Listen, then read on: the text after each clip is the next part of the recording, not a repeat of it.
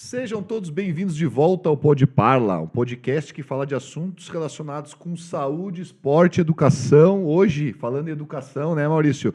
Estamos aqui eu, Celso, a Underline Adami nas redes e meu grande parceiro aí. E aí, Celso, tudo bem? Maurício Bizzi, @malbizzi nas redes sociais. Estamos aqui, então, felizes por trazer um convidado especial hoje. A gente normalmente traz convidados falando mais relacionados à saúde, esporte, que é o nosso dia a dia. Hoje a gente trouxe um escritor, um papo diferente, uma coisa interessante, né?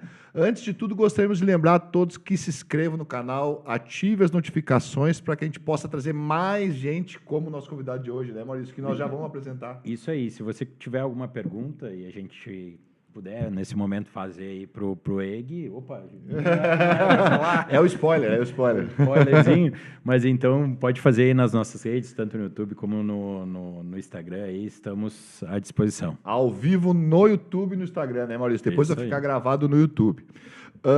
Gostaríamos, então, de agradecer aos nossos parceiros Digitaus, onde a tecnologia encontra arte, um laboratório de prótese odontológica que já nasceu com o seu DNA voltado para a tecnologia, produz próteses, placas, enfim, tudo voltado, pensando em tecnologia, pensando em melhorar o serviço, em agilizar. Precisão, agilidade, né, qualidade dentro de um fluxo digital, que é o que tem de mais moderno aí no mercado. É isso aí. Além disso, SCAL, na vanguarda da educação odontológica, uma escola de pós-graduação em odontologia. Você, dentista, protético, aluno de graduação, pós-graduação, que queira aprender mais. Hoje em dia a gente sai tão assim, a gente sai da graduação com conhecimento mínimo, né? Hoje a gente tem a oportunidade de crescer, de evoluir, e o mercado exige que a gente tenha essas pós-graduações, né, Maurício? Sim, com certeza. Então, você pode procurar lá nas redes sociais da Scal Experience, né? Lá vai ter profissionais, professores, né, de renome nacional e internacional. A gente vai ter agora alguns nos próximos cursos aí, então o Garanhani, né, que vai falar um pouquinho sobre uma área que é a oclusão. A gente vai ter o Jolie, que vai falar um pouquinho da parte de cirurgia periodontal. Acho que são cursos assim de professores renomados que vêm a Caxias, né, professores de fora que vêm a Caxias, e você, cirurgião dentista, né, ou mesmo de outras áreas aí, estudantes, podem estar lá com a gente junto nesses projetos. É isso aí. Se alguém quiser colar aqui conosco, cola sua marca, vocês que têm os mesmos princípios que a gente tem aqui, que pensa em saúde, que pensa em educação, né, que pensa em qualidade de vida, que seja interessante estar aqui conosco, entre em contato com nossas redes. Então, a gente está à disposição para conversar, né, Maurício? É isso aí. Com certeza. Bom, vamos, então, apresentar o nosso convidado, já que o Maurício já deu uma apresentadinha aí, falar um pouquinho com uma pessoa, né, um escritor, um cara que é da nossa região, que já tem vários livros escritos. Eg Baldasso, seja muito bem-vindo ao Pod Parla. Nós estamos extremamente felizes por te trazer aqui. A gente sabe da correria, né? A gente está sempre em cima da hora, já começamos aqui atrasado uns 5 minutos, porque a gente está sempre correndo, né? E agradeço por tu ter disponibilizado esse tempo de estar aqui. E a gente sabe que a gente tem um monte de outras coisas, mas parar um pouquinho e a gente falar um pouquinho para os outros sobre o nosso trabalho, sobre a nossa vida, eu acho interessante, eu acho muito legal. Seja muito bem-vindo. Pô, obrigado. Já digo aos ouvintes, culpa minha esse atraso, que o trânsito de Porto Alegre e Caxias não é fácil, mas cheguei com muito, muito prazer essa participação aqui. Sempre que a gente vai numa entrevista, num podcast, eu sempre falo que a gente vai encontrar pessoas. Às vezes são conhecidos, já tem uma história junto, às vezes conhece no dia, que é o caso de nós três aqui. E essa é, para mim, a grande sacada, a grande missão que todo mundo tem aqui nesse lugar que a gente vive, que é conhecer gente, e as boas a gente vai levando junto, e as nem tão boas assim, vira a página do próximo livro e vai embora. Então, receber pessoas como vocês estão fazendo hoje, para mim, é algo fantástico, e visitar, então, é melhor ainda. Que bom que esse convite chegou. Oh, que interessante, né, cara? Eu acho legal essa história. Eu sei que tu fala disso, né? Então, nos teus livros. Mas a gente queria que tu contasse um pouquinho de ti, falar um pouquinho da tua história, como que tu chegasse até aqui? Eu não cortei um pouquinho o Maurício, que acho que ele queria fazer mais alguma pergunta, mas Normal. era no começo é sempre assim, né? A O gente não italiano combina. falando é assim, né? Mas a gente queria entender da tua história, de onde é que tu veio, como que tu chegou. Poxa, acho que tanta gente... A gente tem aquela história, né? A gente deve plantar uma árvore, escrever um livro, ter um filho, não é isso? Me falta o filho. E escrever um livro eu acho que é um desafio, né? E mais do que mais ainda. Então, contar um pouquinho como é que tu chegasse até aqui e como que tu tem livros escritos, enfim, a gente deixa para a posteridade aquilo que a gente pensa, aquilo que a gente acredita. Então, conta um pouquinho se alguém quiser se inspirar nisso na tua história. Olha, um pouco de ousadia dizer que a minha história pode inspirar, mas que bom que eu já vi que aconteceu e muitas pessoas falam que isso realmente é uma realidade que vem se afirmando. Nunca foi pretensão minha inspirar ninguém, assim como nunca foi ter um livro. Eu jamais imaginei, ao longo de boa parte da minha vida, ser um escritor, hoje, então, com 4 livros. Quando lancei o primeiro, inclusive, eu nunca me esqueço que eu fui na biblioteca da UX, que a bibliotecária da época pediu para eu levar, e eu levei e escrevi um nome num post-it em cima. Ele disse que o EG entregou. Daí, quando eu fui postar, não, mas o nome está na capa, porque eu não tinha entendido que eu era um escritor ainda. Então, foi um processo de maturação, de amadurecimento meu como pessoa e profissional, porque muitas conquistas vieram antes para que chegasse até, não só profissionais, mas pessoais. E conquistas não só que o público vê, que te dá repercussão, mas conquistas internas de derrubar barreiras, vencer alguns traumas, porque sempre tudo é exposição, tudo que a gente faz é exposição. E eu sou esse cara que talvez nunca tenha parado. Por isso que continuo escrevendo, continuo lançando os livros. Em toda a oportunidade que eu tinha de desistir, eu jamais acatei ela, jamais peguei ela no colo, eu sempre chutei para longe essa ideia, eu continuo. Eu vou escrevendo, vou fazendo, vou vivendo. Sou um cara simples, um cara que vem de Farroupilha, nascido lá em 1986, que viveu muito, conheceu muita gente, e esse último livro, Uma Lição de Vida, que está aí do lado de vocês, ele meio que resume um pouco essa história, porque eu sou somente as pessoas que passaram por mim, todas elas. Algumas por poucos dias, algumas por alguns minutos apenas, outras continuam até hoje, mas eu tive não sei se é um dom ou se é algo que eu tenho dentro de mim de ouvir muitas pessoas, de me interessar pelas pessoas. Não apenas para usá-las com interesse, mas de estar aberto para ouvir, para ver o que tem ali que se esconde do mundo. E essa forma minha ou de cutucar, ou de pegar um detalhe que para outros passa despercebido, foi me trazendo inspiração. Então eu guardei isso durante muitos anos. Ao longo da adolescência fui fazendo meus primeiros rabiscos, não à toa o primeiro livro chama-se Sequência de Rabiscos. E depois a gente pode falar um pouco mais de como foi essa sequência, mas foi isso. Foi tanta coisa que entrou na alma e na cabeça, vindo de outras pessoas e das minhas experiências, que não tinha outro lugar a não ser o papel para sair, porque senão eu já estaria internado, completamente louco. A sorte é que os livros me salvam. E a formação que tu tens, na verdade, veio desde o colégio e depois tu formaste uma especialidade maior, enfim, como é que é a tua formação acadêmica? Eu tenho a formação em jornalismo aqui pela UX, e depois eu fiz uma pós-graduação em gestão de crise e reputação de marcas. Utilizo muito, inclusive, na minha vida profissional, mas a grande sacada minha foram realmente os textos escritos, os livros lidos ao longo de uma vida. Eu sou um defensor máximo da formação acadêmica, não abro mão, vocês falavam de pós aí na abertura. Eu sou um cara que me penitencio de ter feito apenas uma, quero voltar a fazer, quero voltar a estudar. Então, defendo muito isso.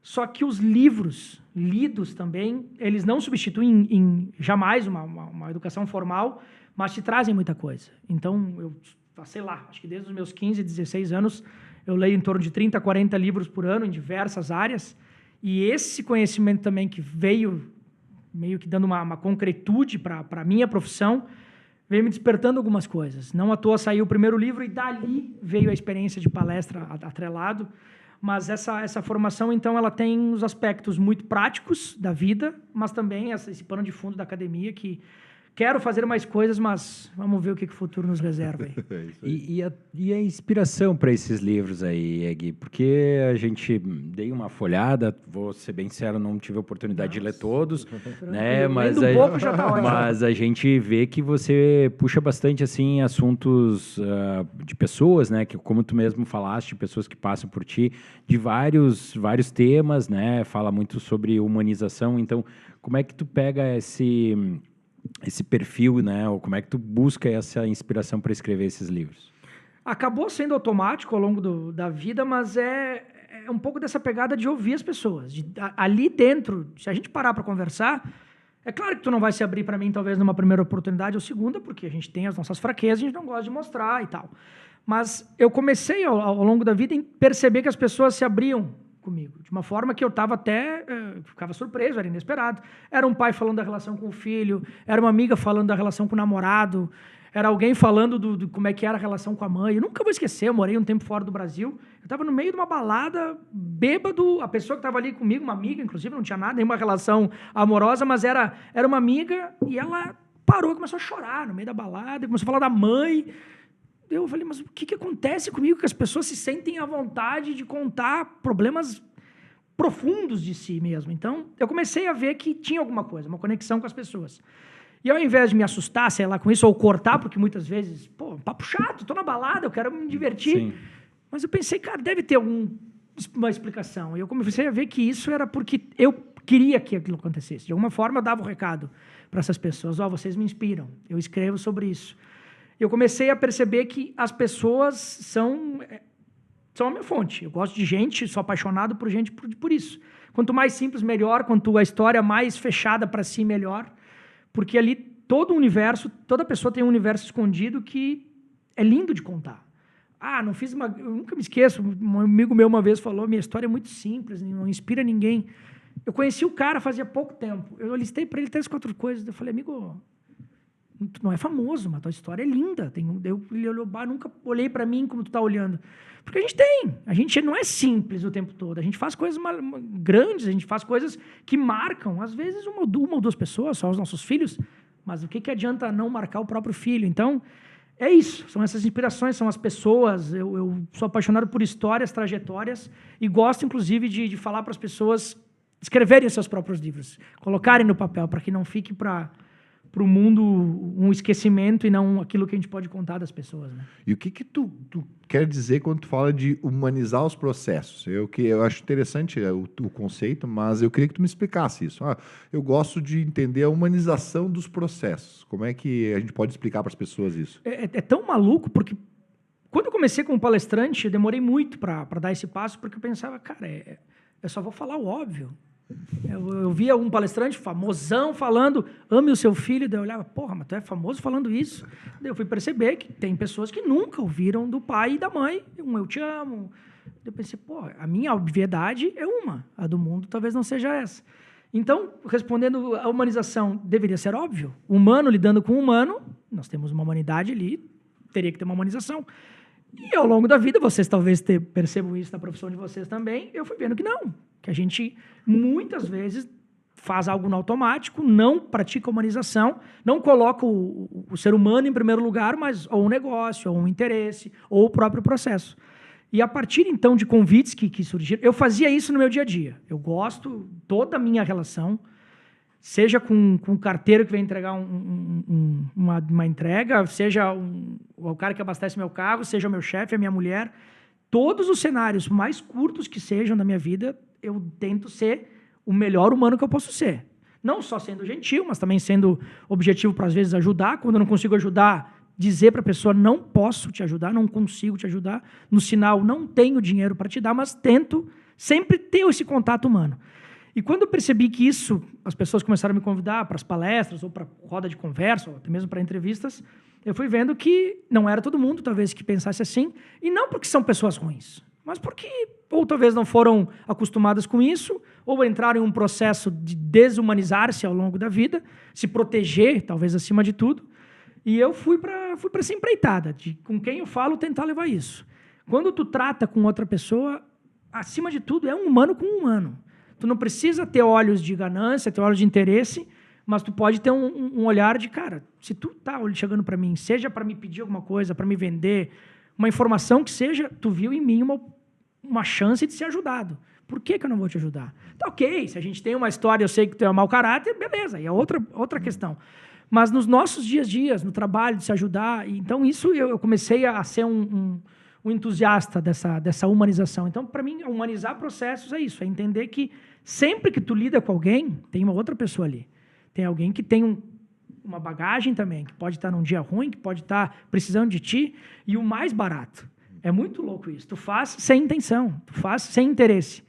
O mundo gira e a pessoa vai te agradecer, de alguma forma ou de outra. Até financeiramente, às vezes. Tu não ajudou ela com dinheiro, mas tu ajudou ela no momento que ela precisava. Nem que seja com um sorriso. Com um sorriso. Tu vira... Eu já tive muitos relatos, porque eu sou curioso. Tu faz alguma coisa para mim e eu te pergunto, por que tu fez? Muitas vezes, ei, que tu me ajudou em tal coisa, tal pessoa falou que tu fez tal coisa por ela. Falei, cara, olha isso, olha como o mundo gira, e é a humanização. E como é que tu trabalha isso no ambiente profissional? Assim, como é que pode mudar esses processos num ambiente profissional? Dá umas dicas de como as pessoas podem melhorar o seu ambiente, né? Chegar mais bem-humorado, mais disposto, né? Como é que tu vê isso dentro daquilo que tu trabalha aí nos teus jamais pensem que eu trabalho bem-humorado e disposto todos os dias. Né? Vamos quebrar esse mito de cara. Eu sou coach, embora respeite muitos deles, mas não, tem vezes que tu simplesmente quer mandar para aquele lugar. Só que aí que vem o desafio. O que acontece? Eu, desde muito tempo atrás, não sei precisar quanto, eu comecei a fazer isso até como um exercício. Às vezes eu não queria ser gentil, não estava afim. Aí eu me obrigava. Não, nós vamos fazer. Eu comigo mesmo. Começa a virar um próprio processo. Quando tu não faz, tu pensa, não fiz. Por que não fiz? Não consegui. Na faixa de segurança. Não consegui parar. Estou com pressa, tenho que chegar aqui no pode parar que eu estou atrasado. Mas se eu não estou com pressa, por que eu não parei? Enfim, o que acontece? Quando eu chego no trabalho toda manhã, eu penso, cara, se eu entrar aqui com um processo interno de ter um dia fechado para mim, e o cara do meu lado fizer isso, é um dia perdido para os dois.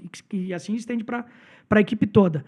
Mas quando a gente chega disposto a ajudar em qualquer coisa, quando alguém fala meu nome, eu paro tudo que eu estou fazendo. Não porque eu sou um bom samaritano. É porque quando eu quero uma ajuda do cara do meu lado, é porque eu estou precisando. Então, se eu dou um recado para ele, estou te ajudando. Na próxima, lembra, tá? A gente não, é uma ligação automática. O cara vai me ajudar. Porque ele sabe que quando eu precisei, ele estava lá. Então, no trabalho, uma vez um aluno, numa escola que eu fiz, me deu uma pergunta mais ou menos nessa mesma linha, porque ele estava sendo promovido. Ele falou, como é que eu me protejo? Porque eu tenho só 18 anos, eu estou indo para o... A gente tem muito essa expressão na Serra, né? Eu estou indo para o escritório, saindo da produção, né? Estou indo para o escritório, como é que eu faço? Porque os caras estão bravos. Porque tem cara lá de 30, 40 anos que não foi promovido e eu fui com 18. Eu falei, cara, a única coisa que eu tenho para te falar foi o que eu aprendi com outras pessoas. A humildade vai te proteger. Agradece, pergunta, diz pro cara mais velho, cara, tu é foda, eu preciso da tua ajuda, tu é referência aqui dentro, estou começando em todas as oportunidades. Então, no trabalho do meu chefe, o dono da empresa, que são os sócios, até, eu não vejo ninguém abaixo de mim, obviamente, mas até o cara que está do meu lado, todas as relações são a mesma. Eu vou tentar ser humilde, eu vou tentar pedir, vou agradecer sempre. Primeiro vem um pouco da educação, mas não, aí vem o que eu te respondi antes. Quase que ser obrigado a isso. Virar um exercício do dia a dia. De sempre que eu vou lidar com alguém, tentar... Cara, uma vez eu vou contando histórias aqui.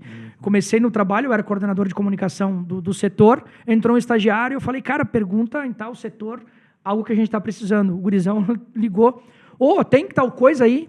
Quando ele desligou, eu falei, cara, tu pode não aprender nada comigo profissionalmente aqui, mas tu nunca mais vai ligar para alguém sem dar bom dia, dizer quem tu é e dizer para a pessoa, cara, eu acho que tu pode me ajudar.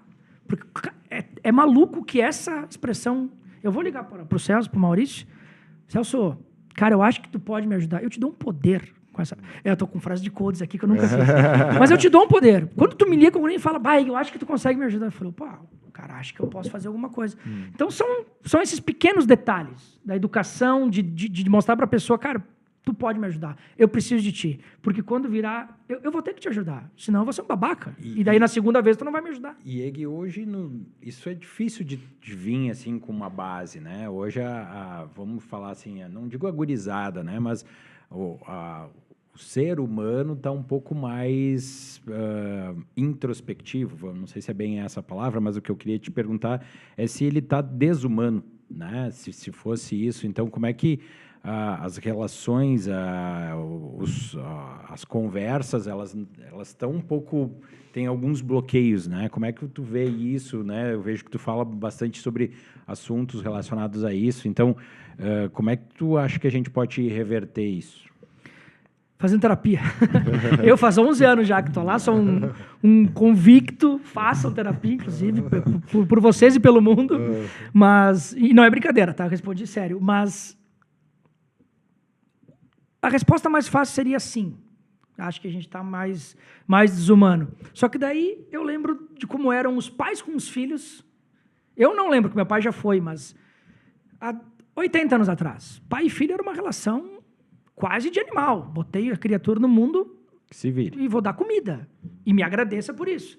E foi uma geração que se criou assim. Não estou dizendo que estavam errados lá atrás, porque era o momento. Mas hoje, um pai e um filho é uma relação, na sua grande maioria, muito mais aproximada. Então, por esse ponto, a resposta já me contradiz. Não, a gente não ficou menos humano. Só que no dia a dia, eu acho que sim. Porque a gente caminha para o interesse, eu só vou agradar o Celso e o Maurício se eles me agradarem. Eu tô aqui sendo simpaticão, felizão, porque vocês me convidaram. Ou se tiver alguma coisa em troca, né? Mas, então, se vocês não tivessem me convidado, eu estaria sendo simpático com vocês? Não, cara, aqueles caras não conheço. A gente tem essa tendência. E isso vai nos fechando. A gente tem medo o ser humano tem muito medo de desilusão, tem muito medo de se frustrar, daí acaba se fechando. Desde um relacionamento amoroso que não dê certo, a gente transfere isso para outras relações, com medo também de se frustrar. Por isso que eu falo da terapia, mas também no nosso dia a dia de entender que cabe a nós não cair nessa cilada. Porque tudo, absolutamente tudo o que eu consegui na vida foi através das pessoas. Tenho meu esforço, tenho toda a minha vontade de chegar em lugares que eu nem imaginei chegar, mas se eu for olhar para o lado, alguém ou me deu a mão, ou estava comigo, ou não me deixou desistir, cara, pessoas.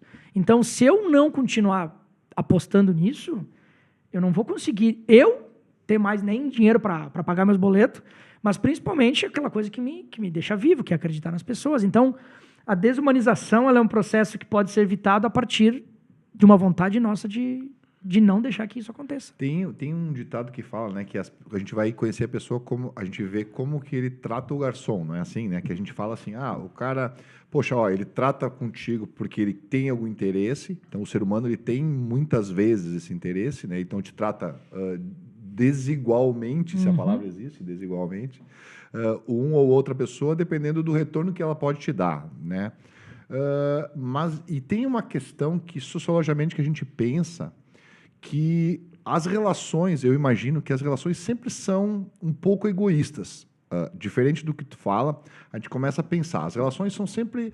E a gente pode estudar isso, se nós formos muito a fundo, até às vezes as relações que tem entre pai e filho, que são egoístas, porque eu quero que o meu filho vá bem. Olha, nós estamos indo bem fundo aqui, mas ele vai bem porque eu vou ter uma recompensa por ele ser bom. E eu falo isso para a gente começar a pensar que isso de a gente querer ter as parcerias ou ser humano com os outros talvez seja um exercício, como tu falaste até agora. A gente precisa exercitar isso, mas que com o tempo isso faz com que a gente tenha um retorno num ciclo, quem sabe. Tem um capítulo, eu li um pouco dos teus livros, ou quase todo, na verdade, e tem um capítulo um dos capítulos do teu livro aqui, desse novo, eu acho. Uma lição de vida. Que eu achei fantástico, que ele fala dessa história de um pai e um filho que estavam... Eu queria até que tu falasse um pouquinho sobre isso, que estavam lá caçando, não é assim a história? E depois, com o tempo, eles encontraram umas pessoas que se perderam e o filho insistiu para o pai ir ajudar, porque eles não voltavam. E daqui a pouco, eles acabaram ajudando essas pessoas sem ter um porquê e foram ver que essas pessoas, no final, deram um retorno para eles que eles nem esperavam, né? Mudou Então, eu achei cara. interessante. Então, conta um pouquinho dessas histórias aí. Eu tenho mais uma outra que é mais parecida com essa também dos teus livros. Essas histórias são... Bom, tu me falou, eu me arrepiei, porque muitas vezes eu paro e penso, mas isso aconteceu mesmo? Ou eu viajei, estava sonhando? Porque é muito impactante. E quando eu conto sempre, semana passada eu estava em São Valentim do Sul, com uma gurizada dando palestra na Feira do Livro. Cada vez que eu conto, eu penso, mas será que eu não estou mentindo para essa galera? Porque não parece verdade. Parece que eu sonhei uma história muito boa. Mas não, foi um colega de trabalho que me contou. Esse cara, o nome da crônica é O Resgate do Próprio Destino, porque ele resgatou a vida inteira dele a partir daquilo ali. Nada mais é, contando um pouco resumido então a história, esse cara, junto com o pai dele, já na idade de sair da escola, hoje ensino médio, na época devia ser ainda segundo grau, não ainda colegial, de ginásio que tinha, né? Uhum. Essa história passou nos anos 60. E Porto Alegre, na época, pouquinho depois ali do centro histórico, já era tudo rural. Na época era tudo mato. Tudo mato. E aí ele conta que ele ia, não sei se era caçar, pescar, mas enfim, era num banhado, onde hoje tem uma cidade bem grande lá, numa terra que não era deles, só que também não era de ninguém. Então não tinha banhado, todo mundo podia meio que ter acesso. E lá tu pescava, pegava e botava espera e tudo mais. Só que tanto que eles iam, eles construíram um por um lá de madeira para quando não conseguissem voltar para a cidade, eles dormiam no lugar. E no auge do inverno eles foram, num sábado, ele e o pai dele, botaram as esperas, tudo mais, só que escurecia muito mais cedo do que normal, por causa da época do ano. E ele e o pai dele foram, então, para dormir no lugar e voltar de manhã para tirar a caça lá. E na ida de volta, então, pro casebre, eles encontraram 3 homens voltando, quer dizer, vindo no sentido contrário. E ele falou pro pai dele, tu não vai falar para eles, pai, que não tem saída pelo outro lado, só tem o banhado? E o pai dele, mas eu não vou me meter com 3 marmanjos, eles que se virem, né?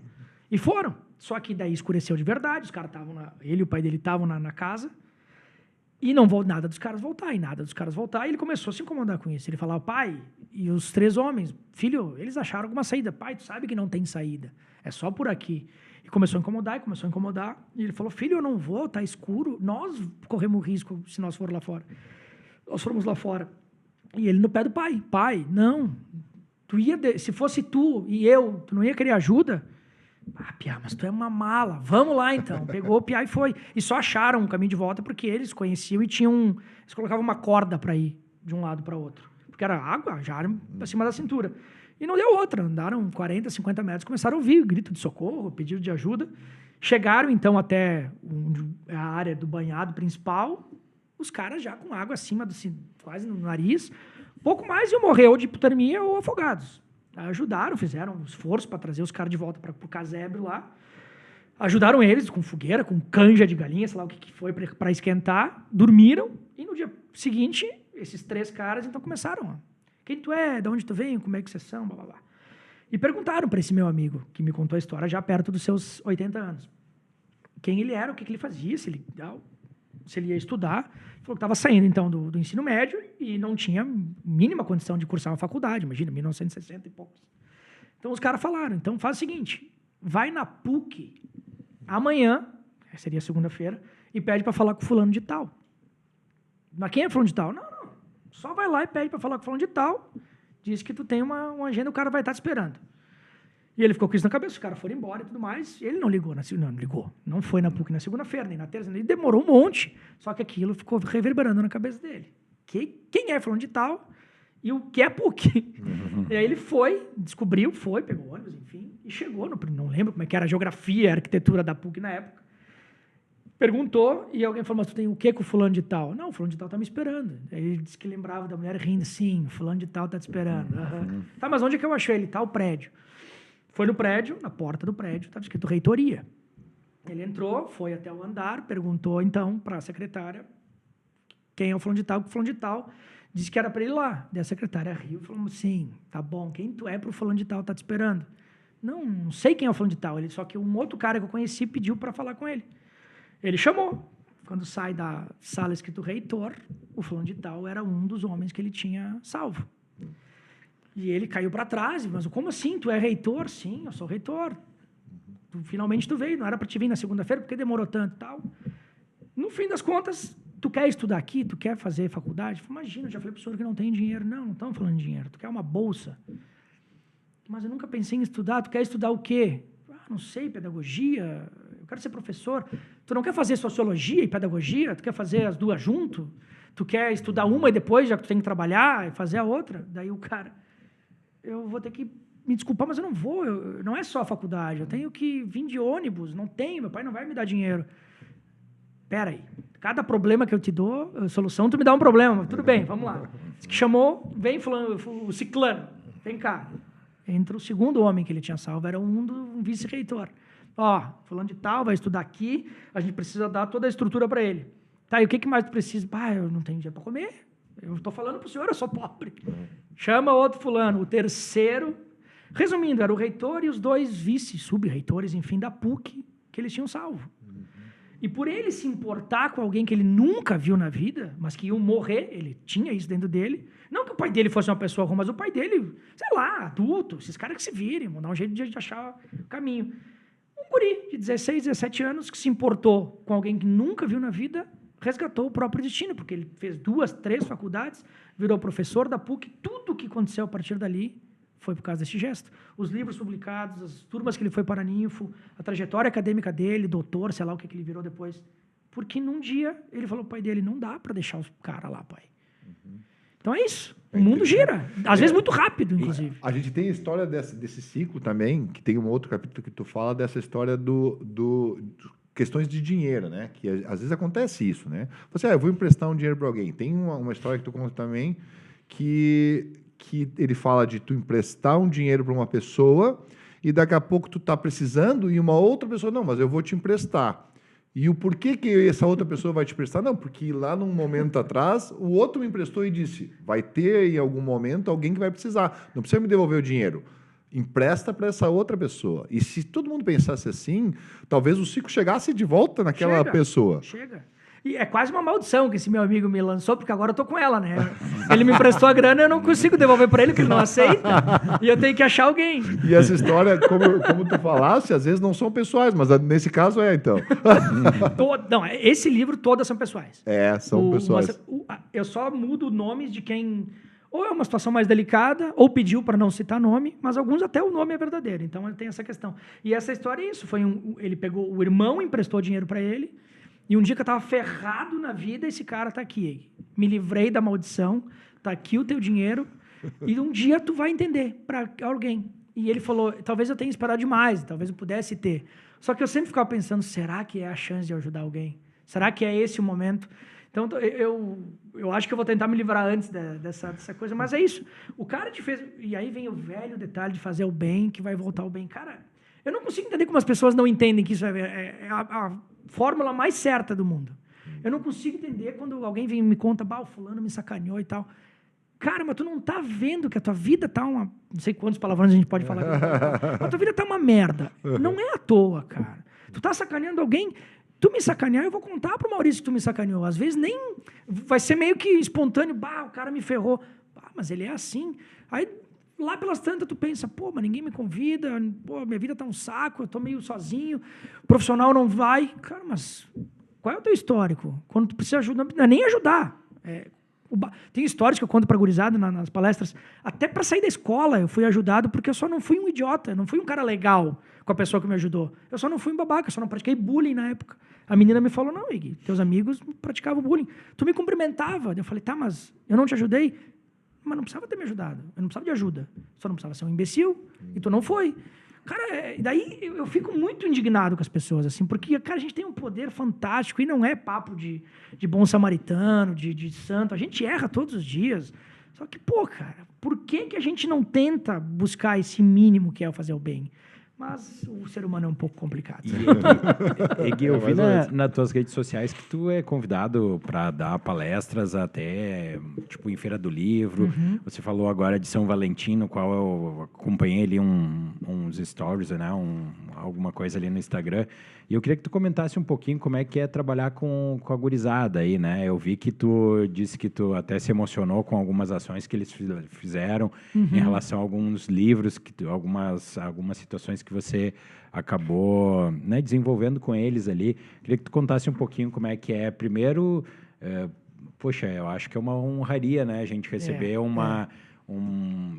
ser uma pessoa que leva o nome de uma feira do livro, que leva ali de ser um patrono, ser um homenageado, e também como é que você trabalha com esse público mais jovem, né? Visto que tenha várias questões aí humanas um pouco, não digo, né? Tem uns quezinhos aí para resolver, então queria que tu falasse um pouquinho sobre tudo isso. Cara, eu sou apaixonado por gente de todas as idades, mas tem duas faixas etárias que eu sou ainda mais apaixonado, que são os idosos, a pessoa que não gosta de chamar de idosos, então eu chamo de velhos, que é para reforçar. Brinco, mas não brinco, porque eu sonho em ser um velho. Então, é sempre com carinho essa palavra. Mas essa galera aí, que já tem uma história para contar e está indo para os capítulos finais e que sempre duram muito tempo, esses capítulos, inclusive. E é a gurizada. Não que eu não goste de criança, não que eu não goste de adultos, mas a criança, na sua maioria, na sua regra maior, tem o pai, tem a mãe, tem uma estrutura de ajuda.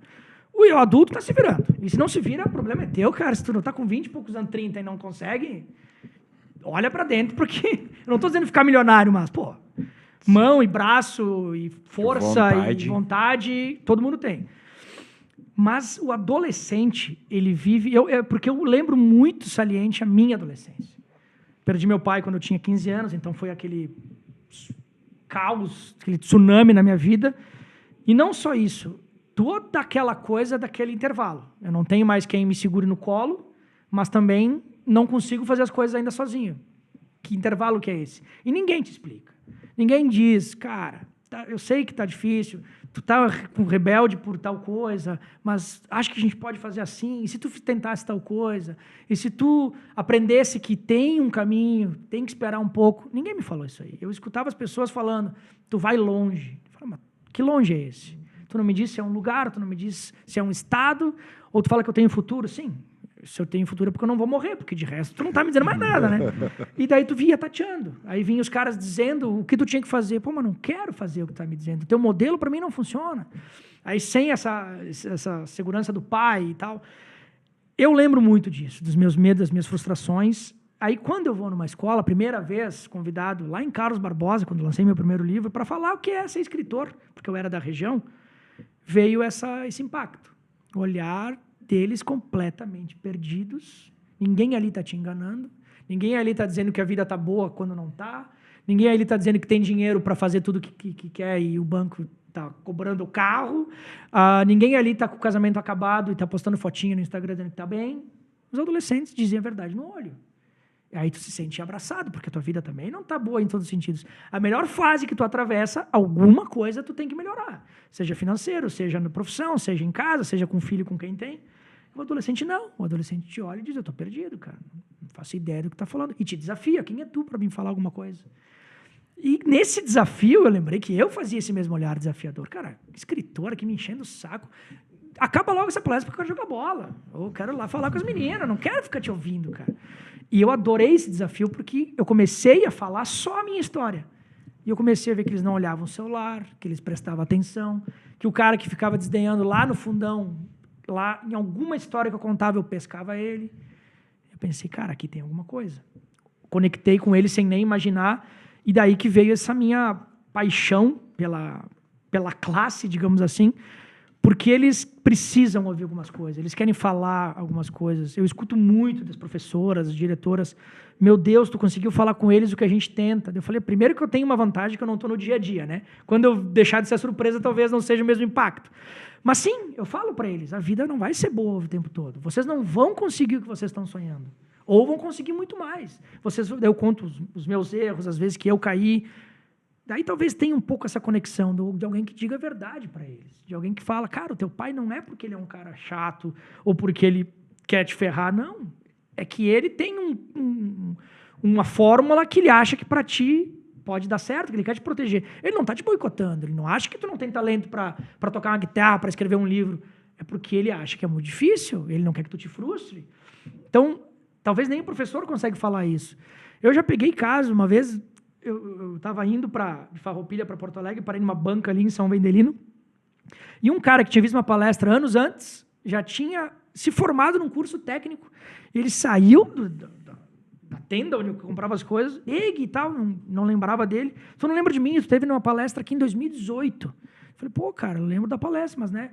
Não, cara, não sei o quê. Esses dias eu até briguei com meu pai. Eu falei, não, mano, por minha causa, né? Não, mas é que ele veio falar que finalmente eu tomei jeito na vida e estudei, estou trabalhando. Aí eu falei pra ele, não foi por tua causa, foi porque veio uma palestra do Eike lá, não sei o quê. Eu falei, não, cara, não faz isso, não briga com teu pai. Mas começou a vir até esses resultados. Pô, cara, quando alguém me fala isso, quando eu chego na escola em São Valentim, na Feira do Livro, das crianças e adolescentes que fizeram trabalhos com o meu livro, que pararam para ler, reescreveram num papel, numa cartolina, ou reinventaram o texto. Cara, isso é... Talvez por isso eu seja pobre, eu acho ainda. Não tem preço, cara. Se tu me falar aí que tu quer 20 mil reais, ou tu quer isso... Eu quero 20 mil, não, tô brincando. Mas não tem como não escolher isso. Isso aí é para sempre. Isso aí é bom. Eu me arrepio sempre. Eu sou um cara meio emotivo. Porque é o teu trabalho que está ali. São as pessoas que eu contei a história que também estão junto ali. E é o adolescente, então, se sentindo um pouco amparado. Eu já recebi mensagem de gente que trocou de curso, já teve pai que me ligou me xingando, meu filho não quer mais fazer medicina por tua causa. Eu falei, pai, vai ver a palestra, se eu falo uma vírgula de incentivo para eles abandonarem qualquer profissão. Mas é talvez porque ele não queira.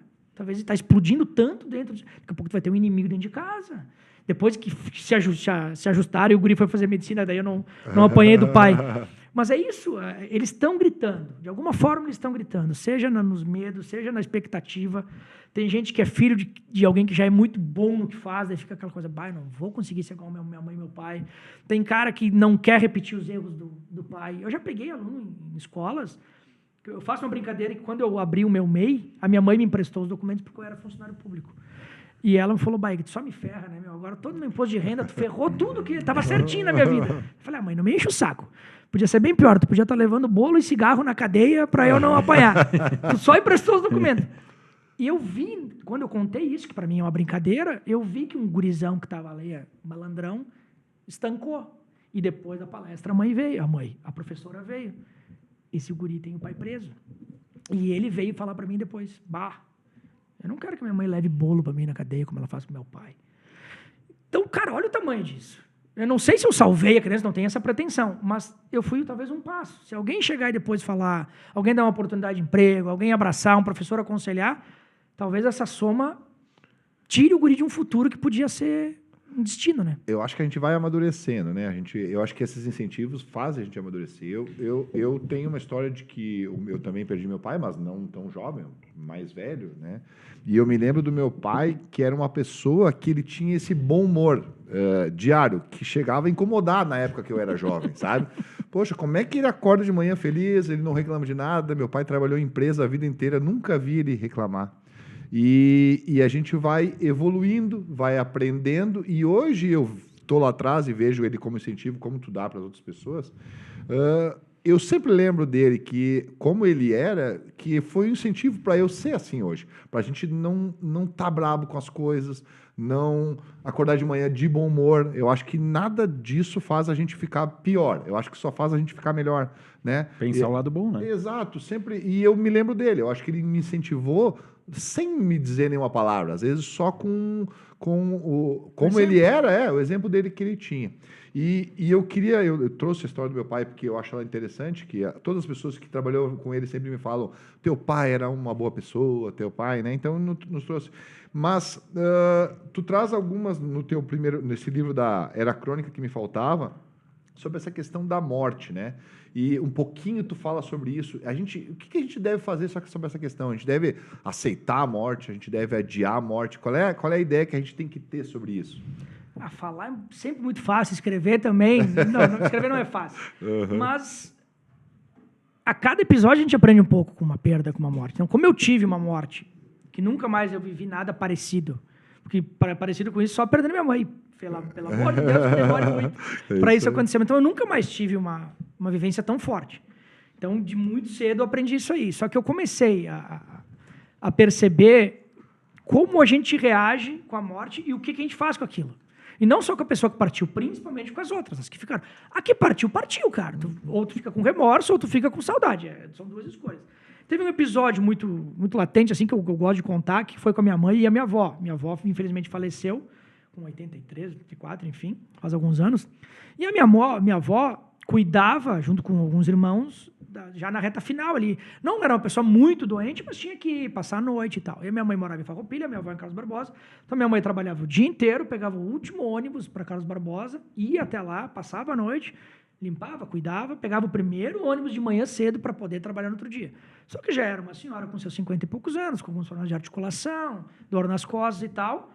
E um dia ela me ligou, pai, não dá mais. Porque às vezes ela me ligou um dia que era chuva, serração, como quase todos os dias. E falou, não dá mais, porque não dá, eu não tenho mais saúde, eu não sei o que fazer. Eu falei, mãe, eu nunca me esqueço disso, porque eu acho que, eu sempre falo, talvez não tenha vindo de mim, acho que Deus me usou, fala isso pra tua mãe pra ela se acalmar um pouco. Eu falei, mãe, não vai mais durar muito, a gente sabe, infelizmente a avó, pela consequência de tantas doenças, daqui a pouco vai acabar nos deixando.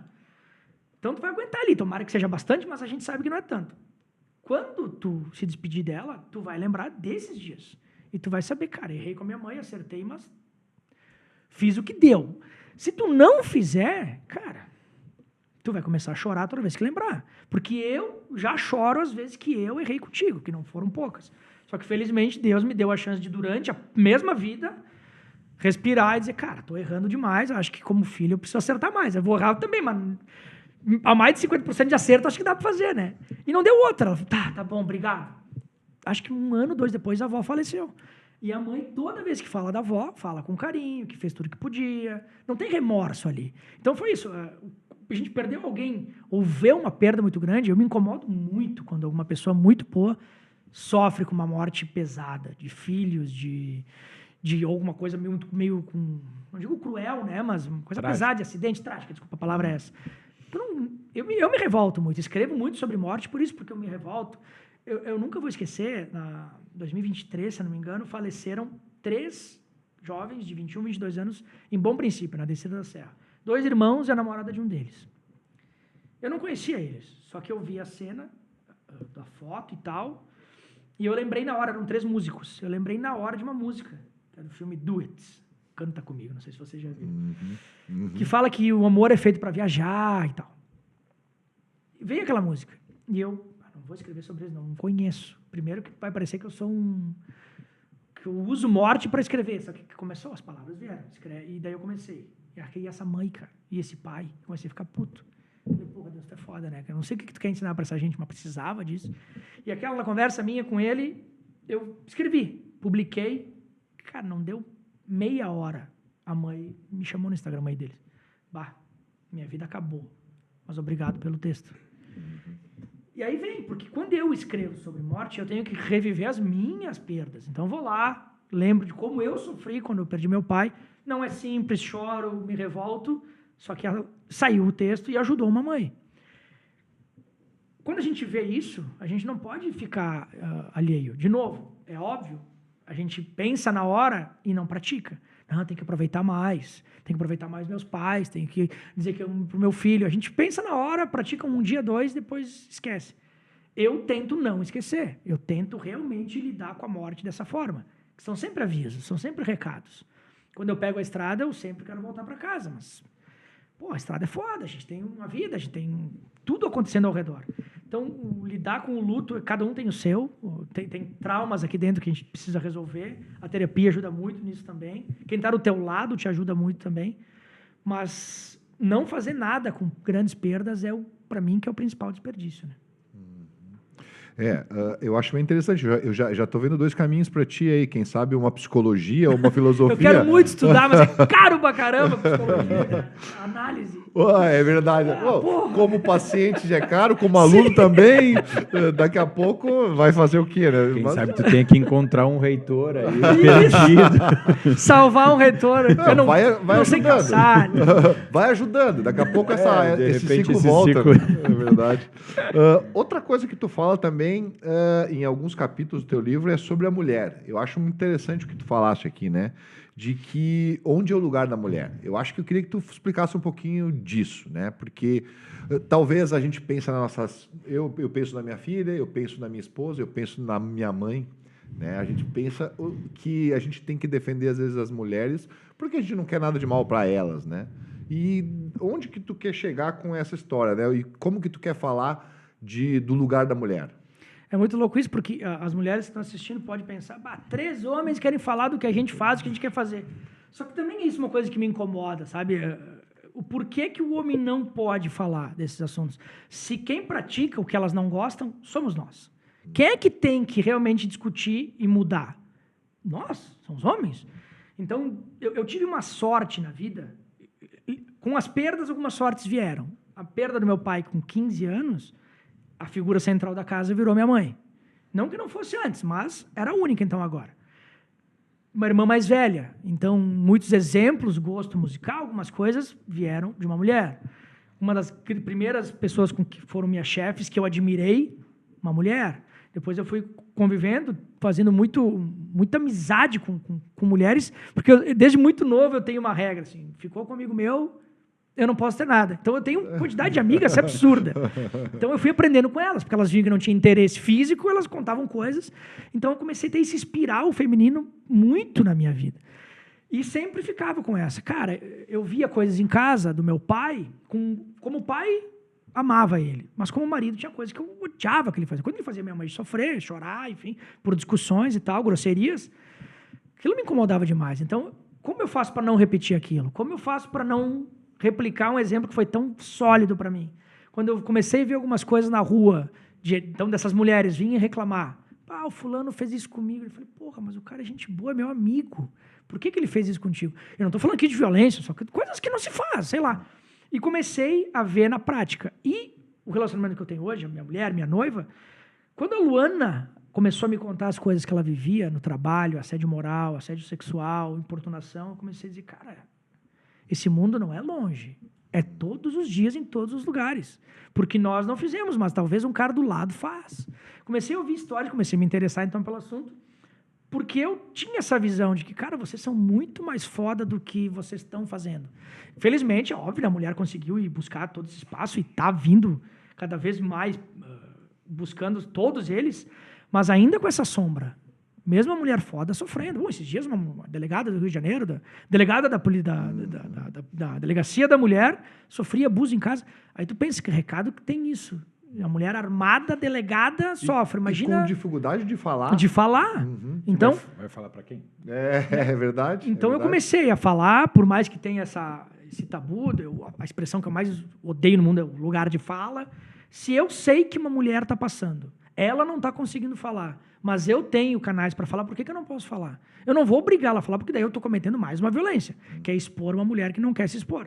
Então eu falo sobre o assunto, tento ajudar, porque essa questão da filha é uma coisa que a Luana lá em casa sempre fala. Gui, quando um cara dá em cima de mim, e ela me mostra às vezes as mensagens, olha isso aqui, eu respondo sempre, bonita sua família é em fulano. Uhum. Cara, e daí tento falar, cara, e quando chega uma oportunidade de falar, tua filha vai ser assediada, tua filha vai entrar num lugar e quando vai ser, os caras vão dizer, tu viu aquela bunda, tu viu aquele peito?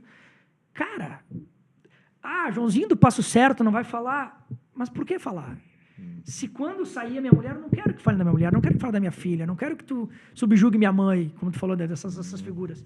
Então eu gosto de falar porque eu tenho exemplos de que moldaram também, ajudaram a moldar o meu caráter.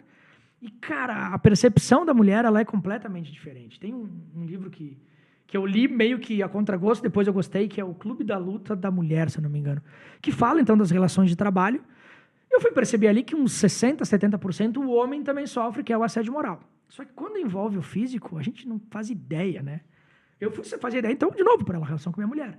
E eu comecei, então, a pegar dicas desse livro e de outros para não ajudar a manter um cenário completamente machista, que é numa reunião. O livro tem umas dicas muito legais, por exemplo, estou na minha reunião, a mulher levanta com uma ideia, passa 15 minutos, um outro homem levanta com a mesma ideia. E no chefe a ideia é do homem. Quando isso acontece, eu sempre falo, tu replicou o que ela falou, é boa a ideia mesmo dela, né? Ou cortar, a gente corta, às vezes não é cortar porque ela é mulher, mas cortar porque a gente parla demais. Puxar de volta. Cara, a gente cortou a fulana antes. São coisas pequenas. Um exemplo que tem lá, quando tu vai fazer contratar um profissional, tu não precisa contratar uma mulher só porque tem que contratar uma mulher. Mas tu vai entrevistar 2 homens, acha 2 currículos e entrevista 2 mulheres. Dá a mesma chance de concorrência, pelo menos. Então, são esses pequenos detalhes, assim. De novo, a gente vai falhar muitas vezes, porque a gente tem uma cultura toda pesada.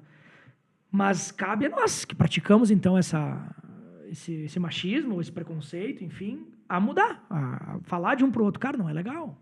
Ô, meu, quando um amigo teu te cutuca, diz, olha só, que ele não sei o que passou. Cara, não precisa fazer isso. A gente viu que ela é bonita, a gente viu que ela é gata. Não precisa constranger a mulher ficar...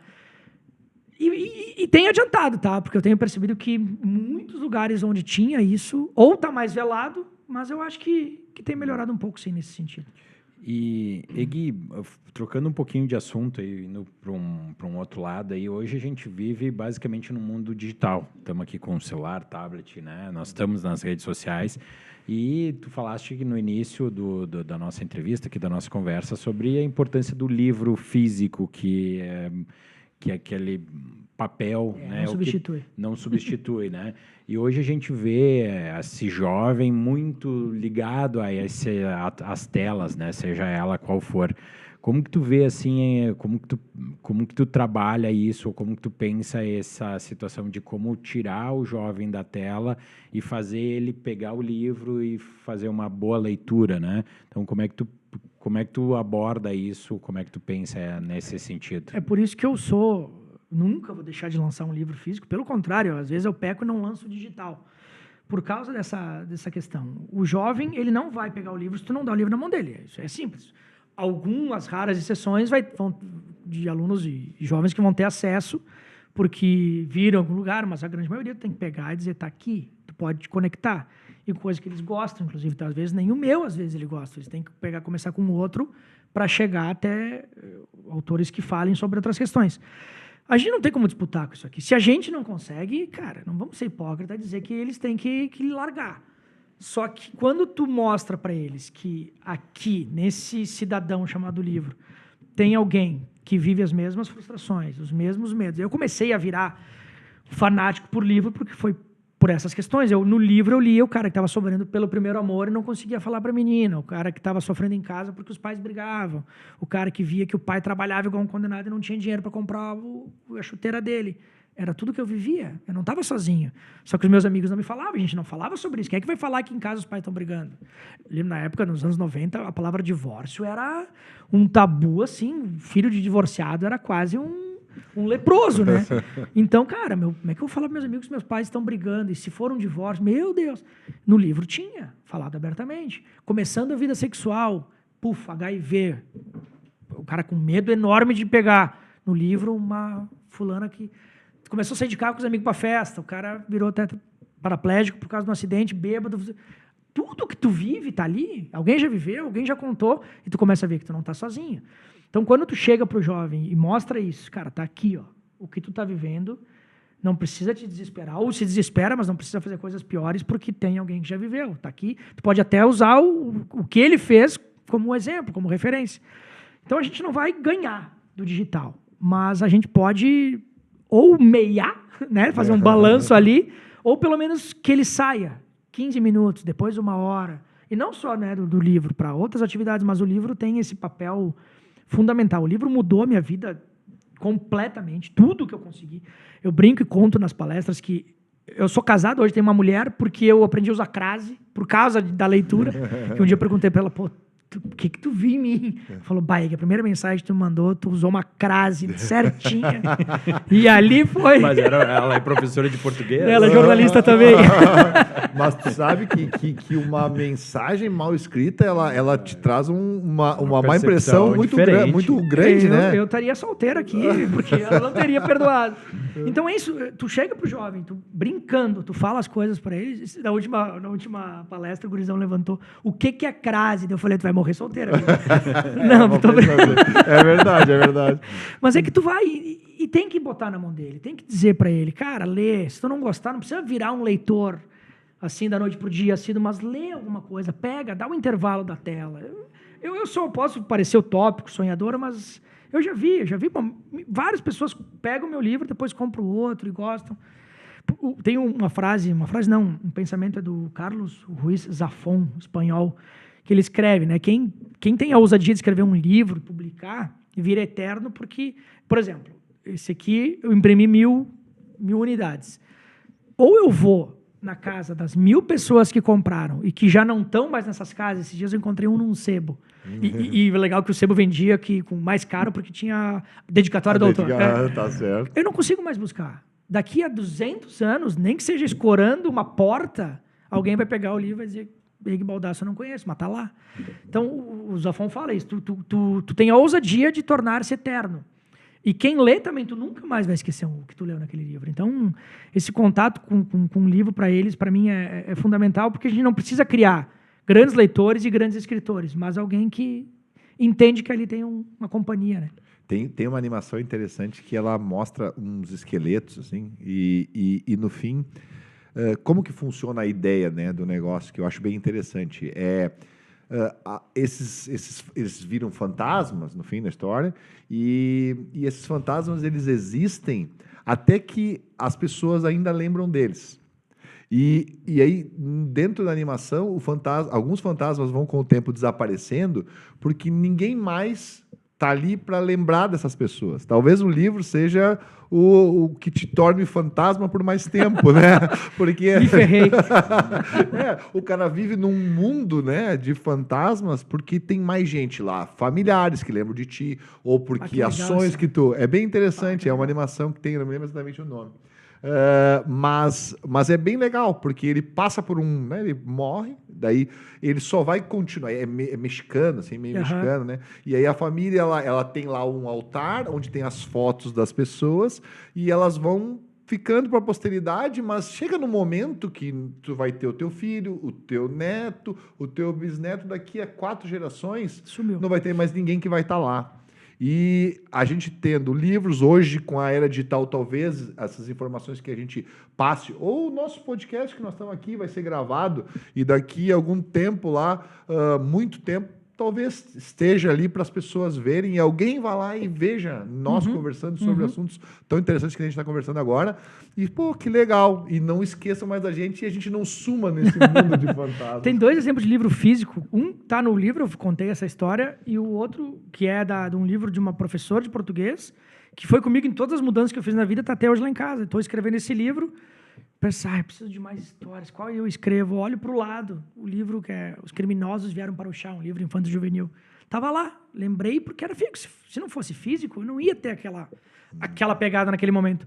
E de um outro, comprei num sebo, eu sou um fanático por livro sebo, muito mais pelo valor do que por ser antigo, mas peguei uma dedicatória, se eu não me engano, era de 1968, de um casal, de um presente para outro casal.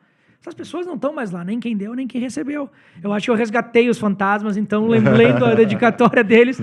Com livro digital nunca vai acontecer isso, gente. Você não vai deixar que alguém nos anos 2020 pegue uma dedicatória que escreveu para alguém. Isso, para mim, é fantástico. É interessante. Além de escrever o livro, tu escreve para alguém pessoalmente, né? Certamente é uma mensagem muito mais pessoal e muito mais... de uma importância bem relevante. Eu virei celebrante de casamento porque eu sou um apaixonado pelo amor. Eu fico muito decepcionado quando eu pego um livro no sebo e é de alguém para um namorado, para uma namorada. Aquele romance acabou, né? Senão o livro estaria ainda com os dois. Eu fico assim, o que aconteceu no meio desse caminho que essa dedicatória tão bonita se perdeu? Interessante, né? A gente tem muitas histórias e tal, e a gente acaba... Se tu vai começar a pensar nessas histórias todas, a gente vai longe, né? Mas, enfim, a gente fica triste porque a gente está acabando o nosso tempo aqui. Queria sempre falar mais. Tinha tanto papelzinho. Eu tinha vários papelzinhos aqui, a pessoa não viu. Não, mas eu consegui falar vários dos assuntos, né? E tem muitos capítulos interessantes. Eu acho até bom, porque nós estamos... Então, a gente não contou os livros, né? Então, eu acho que as pessoas podem comprar o livro e podem ler as outras histórias todas que eu achei muito interessantes mesmo. Legal. Achei legais de verdade, assim. Legal. Mas a gente gosta, no final, fazer algumas perguntas. Né? Lá. Algumas perguntas mais pessoais para os nossos convidados. E a gente queria saber de ti uma habilidade que tu gostaria de dominar, que tu não domina. Tocar algum instrumento, principalmente piano. Piano? Eu nunca consegui tocar nada. Eu acho que eu nasci sem essa parte do cérebro. Simplesmente não foi colocado no aplicativo ali. Não consigo. Eu amo piano, adoro o som daquele instrumento, mas não consigo tocar nem... Não consigo respirar e tocar ao mesmo tempo. Não, e o piano é um instrumento assim fácil de guardar, né? A gente precisa ter um lugar pequeno para ter também, né? Não gera um barulho nos vizinhos. Não, nada. Mas tocar piano, acho que eu gostaria de saber. Quem sabe, né? Em algum momento da vida. Não desisti. E Eg, projetos futuros, livros que vem por aí, alguma coisa que tu possa dar? Sim, ano que vem eu quero lançar o meu próximo livro. Eu faço meio que de 2 em 2 anos, né? até para dar um intervalo de respiro. E preciso escrever sobre essa relação que eu tive com meu pai. É uma relação que demorou muito para eu vencer, então, essa dor, mas agora virou um carinho muito grande, faz tempo já. Então, tem histórias da relação com meu pai que eu quero mostrar para o mundo, até na minha pretensão de ajudar pais e filhos que daqui a pouco tem alguma questão ali a ser resolvida. Eu acho que... E para os filhos, principalmente, não para os pais. Para essa galera mais nova que está vendo, que tem alguns conflitos, eu quero isso. E eu tenho essa minha ousadia de pensar que a minha palestra com os jovens, com todos, mas com os jovens, não só porque eu gosto de fazer, mas pelos relatos que eu escuto das professoras, das diretoras e deles, jovens, eu sonho que essa palestra gire o Brasil, gire todos os cantos, porque eu percebo que ela pode chegar em todos esses lugares. Então, não vou sossegar até que não vire uma rotina, não só para mim, mas para quem vai escutar também. Um conselho que tu recebesse, tu queria passar para as pessoas? Um conselho assim, de alguém? Cara, foram tantas essas lições de vida, são conselhos acima de tudo. Mas eu ouvi de um chefe uma vez, assim, e pode ser encarada para tudo, que eu cheguei para ele e falei, ele me pediu, faz tal coisa. Eu cheguei, não dá, porque o fulano não pode. Ele falou, é essa a resposta que tem para me dar? Que o cara não quer falar. Tu é jornalista, pô.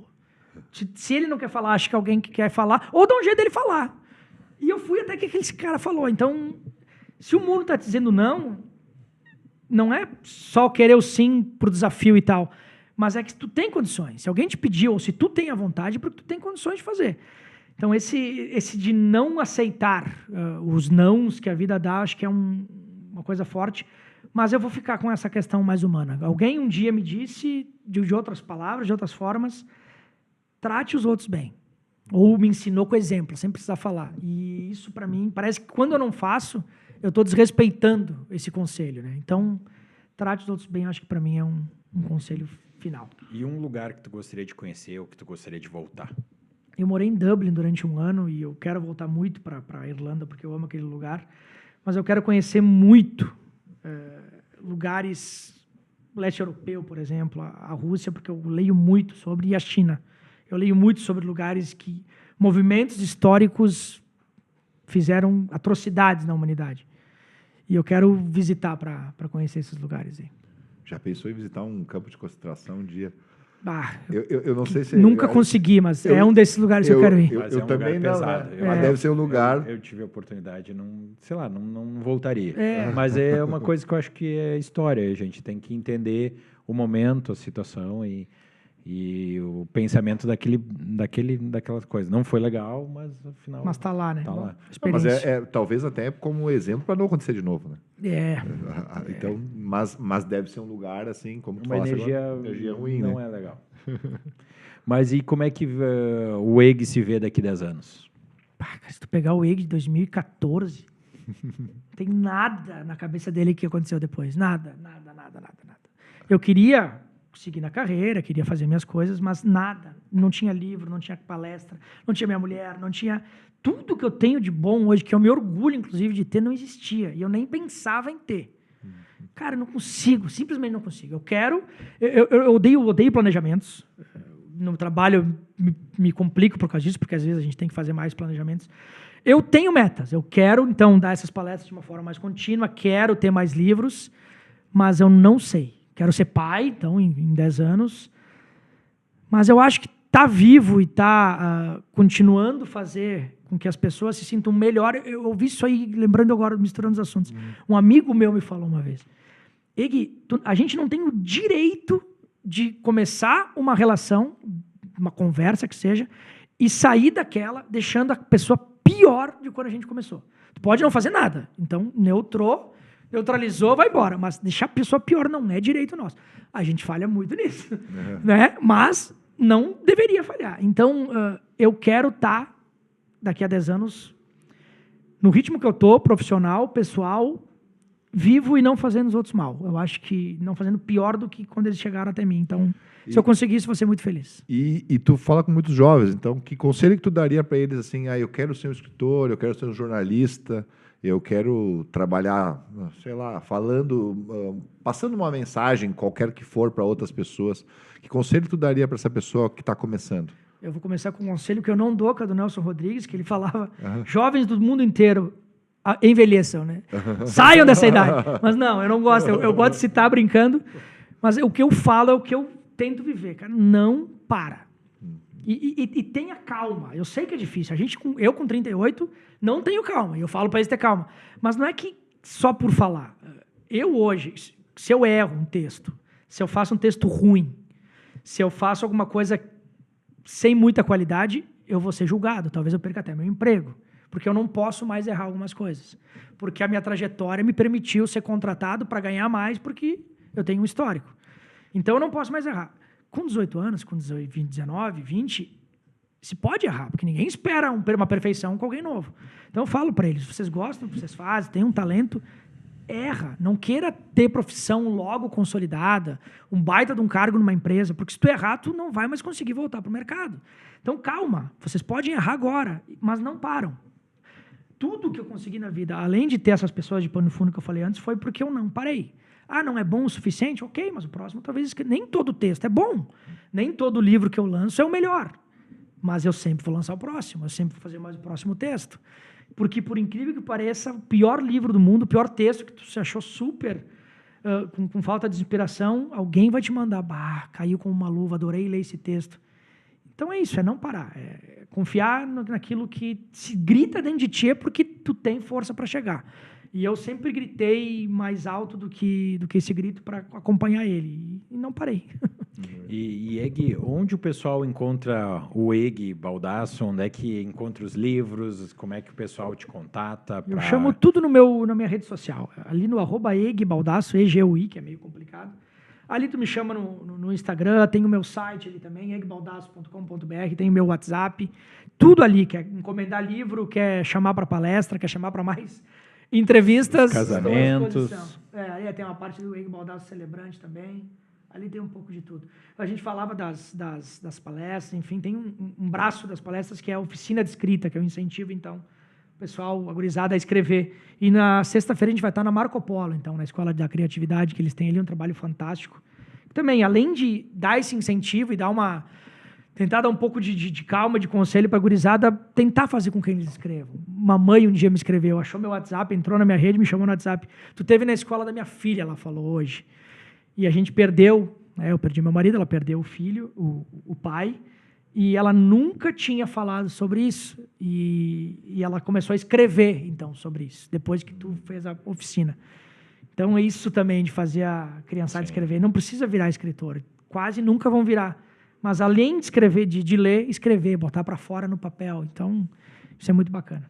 Vai, muito obrigado, né, eu que agradeço. pela conversa agradável. A gente teve uma baita conversa aqui, coisas assim interessantes da gente pensar, da gente trazer à tona para as pessoas pensarem, para as pessoas utilizarem o que a gente falou aqui para viverem melhor, para praticarem essa humanidade com os outros, né? A gente sempre exercitar isso, lembrar que é importante a gente ser legal com as outras pessoas, que isso vai reverberar bem. Se todo mundo tivesse esse mesmo pensamento, nós viveríamos muito melhor, muito... Então, eu acho interessante e legal a gente lembrar e levantar todos os assuntos aqui que a gente trouxe hoje.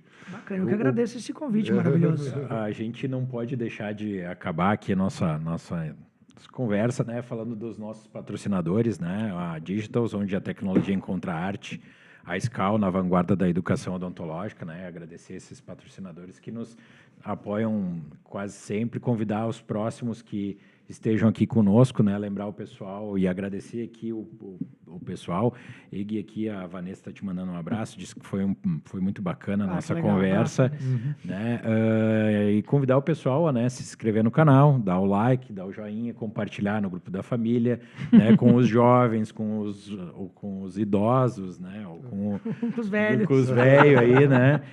Para que eles também tenham um pouquinho, né, de conhecimento sobre do Eg, um pouco do teu trabalho, dos teus livros, né? E que todo mundo possa, em um certo momento, pegar esse material físico, né? E ter alguma inspiração, entender um pouco a história, né? E a gente queria agradecer a tua disponibilidade de estar aqui conversando um pouquinho com a gente. É isso aí, pessoal. Muito obrigado, então, Eg, e que tenhamos mais conversas e mais gente aí para ser inspirado por ti aí. Obrigado mesmo e estou à disposição sempre. Valeu. Legal, pessoal. Valeu, gente. Até mais, pessoal. Valeu, até mais.